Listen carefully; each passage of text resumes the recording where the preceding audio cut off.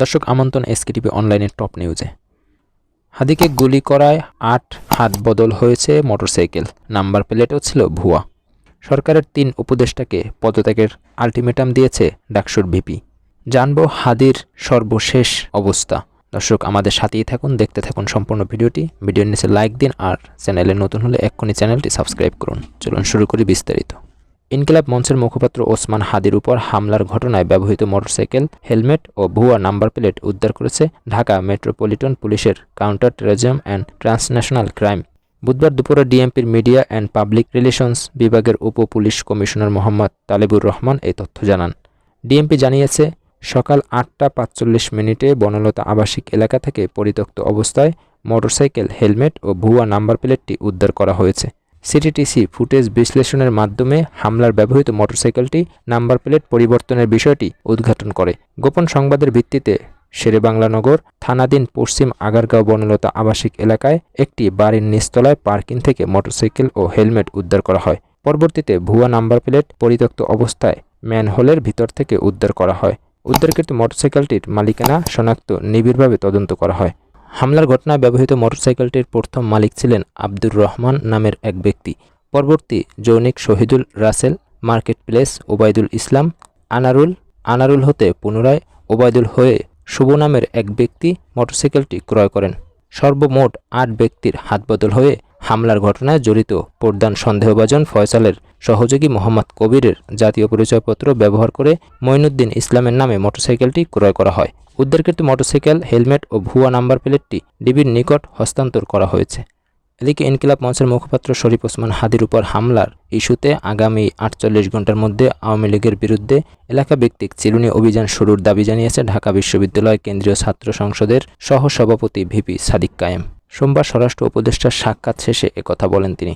DUCSU VP বলেন, আমাদের ভাই ওসমান হাদির উপর গুলিবর্ষণের সঙ্গে জড়িত প্রত্যক্ষ হামলাকারী, পরিকল্পনাকারী ও সহায়তাকারী সব সন্ত্রাসীকে গ্রেপ্তার করতে হবে। গোয়েন্দা সংস্থাসহ রাষ্ট্রের সব সংশ্লিষ্ট অর্গানকে দ্রুত জবাবদিহিতার আওতায় আনতে হবে এবং যাদের গাফিলতি প্রমাণিত হবে তাদের বিচারের মুখোমুখি করতে হবে। একই সঙ্গে যারা এই হামলাকে সমর্থন জুগিয়েছে, হাদি ভাই ও জুলাই বিপ্লবীদের হত্যাযজ্ঞ করে তুলেছে, সেই কালচারাল ফ্যাসিস্টদের সামাজিকভাবে সম্পূর্ণ বয়কট করতে হবে। এসব ব্যবস্থা অবিলম্বে দৃশ্যমান করতে হবে। তিনি বলেন, আগামী ৪৮ ঘণ্টার মধ্যে নিষিদ্ধ আওয়ামী লীগের বিরুদ্ধে এলাকাভিত্তিক চিরুনি অভিযান শুরু করতে হবে। নিষিদ্ধ ঘোষিত সংগঠনের বিভিন্ন স্তরের সব সন্ত্রাসীকে গ্রেপ্তার করতে হবে এবং সব ধরনের অবৈধ অস্ত্র উদ্ধার করতে হবে। এ বিষয়ে সরকারের অবহেলা আর সহ্য করব না। ডাকসুর এই ভিপি আরও বলেন, ভারতীয় আধিপত্যবাদের বিরুদ্ধে প্রথম ও অপরিহার্য পদক্ষেপ হিসেবে খুনি হাসিনাকে দেশে ফিরিয়ে এনে মানবতা বিরোধী অপরাধের প্রদত্ত রায় কার্যকর করতে হবে। গণহত্যাকারী সন্ত্রাসীদের আশ্রয় দেওয়ার প্রতিবাদে ভারতের সঙ্গে কূটনৈতিক সম্পর্ক পুনর্বিবেচনা করতে হবে।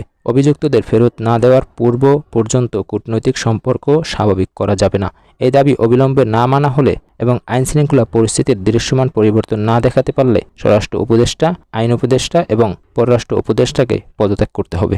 এদিকে হাদির অবস্থা অত্যন্ত সংকটাপন্ন। প্রধান উপদেষ্টাকে ফোনে জানালেন সিঙ্গাপুরের পররাষ্ট্রমন্ত্রী। ইনকিলাব মঞ্চের মুখপাত্র ঢাকা ৮ আসনের সম্ভাব্য স্বতন্ত্র প্রার্থী শরীফ ওসমান হাদি বর্তমানে সিঙ্গাপুরের জেনারেল হাসপাতালে চিকিৎসাধীন। গত সোমবার তাকে উন্নত চিকিৎসার জন্য এয়ার অ্যাম্বুলেন্সে করে সিঙ্গাপুরে নেওয়া হয়। ১৭ ডিসেম্বর সিঙ্গাপুরের পররাষ্ট্রমন্ত্রী দেখতে গিয়েছিলেন হাদিকে। রাত ৯টা ৪০ ডক্টর ভিভিয়ান বালাকেনসান প্রধান উপদেষ্টা প্রফেসর মোহাম্মদ ইউনূসকে ফোন করেন এবং হাদির চিকিৎসা কার্যক্রম সম্পর্কে তাকে অবহিত করেন। তখন তিনি জানান, হাদির অবস্থা অত্যন্ত সংকটাপন্ন। প্রধান উপদেষ্টা দেশবাসীকে শান্ত থাকার আহ্বান জানিয়ে হাদির জন্য দোয়া ও প্রার্থনা করার অনুরোধ করেছেন। এর আগে সর্বশেষ হাদির অবস্থা জানান ইনকিলাব মঞ্চ। ওসমান হাদির আরও একটি অস্ত্রোপচার প্রয়োজন, তবে সেটি করার মতো শারীরিক অবস্থা এখনও তৈরি হয়নি। ইনকিলাব মঞ্চ জানায়, শরীফ ওসমান হাদির প্রাইমারি টেস্টের পর অবস্থার কিছুটা অবনতি দেখা গেলেও বর্তমানে তা স্থিতিশীল অবস্থায় এসেছে। ভাইয়ের বরাত দিয়ে সংগঠনটি আরও জানায়, ওসমান হাদির আরেকটি অপারেশনের প্রয়োজন, তবে সেটি করার মতো শারীরিক পরিস্থিতি এখনও তৈরি হয়নি। গত ১২ ডিসেম্বর দুপুরে রাজধানীর পুরানো পল্টনে বক্স কালভার্ট রোডে বিজয়নগর এলাকায় ইনকিলাব মঞ্চের আহ্বায়ক এবং ঢাকা ৮ আসনের সম্ভাব্য স্বতন্ত্র সংসদ সদস্য প্রার্থী শরীফ ওসমান হাদি একটি রিকশায় যাওয়ার সময় মোটরসাইকেল করে আসা ২ জনের একজন তাকে লক্ষ্য করে গুলি করে পালিয়ে যায়। গুলিতে হাদি মাথায় গুরুতর আঘাতপ্রাপ্ত হন।